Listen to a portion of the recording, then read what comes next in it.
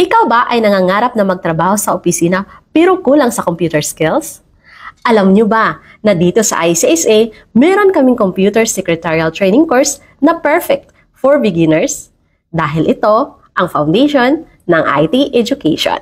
Kahit wala kang experience, matutunan mo ang essential office skills para sa mas magandang job opportunities. At good news kabayan, dahil ang aming computer secretarial training course ay integrated with artificial intelligence or AI. You will learn on how AI tools can help in document creation, data processing, and office automation.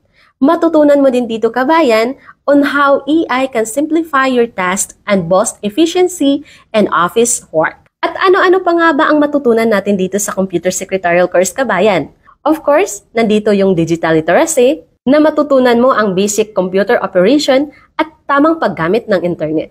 Windows 11, matutunan mo ang file management, system navigation at shortcuts para mapadali ang iyong trabaho. Microsoft Word, matutunan mo ang paggawa ng professional documents tulad ng resume, reports at iba pa. Microsoft Excel, matutunan mo ang data organization, formulas, charts at financial reports. At sa Microsoft PowerPoint, matutunan mo ang pagdidesign ng creative at engaging presentation. At alam mo ba kabayan na ang iyong certificate na matatanggap dito ay isang achievement na magagamit mo sa iyong future job applications. Maganda pa dito dahil flexible ang schedule ng klase kabayan.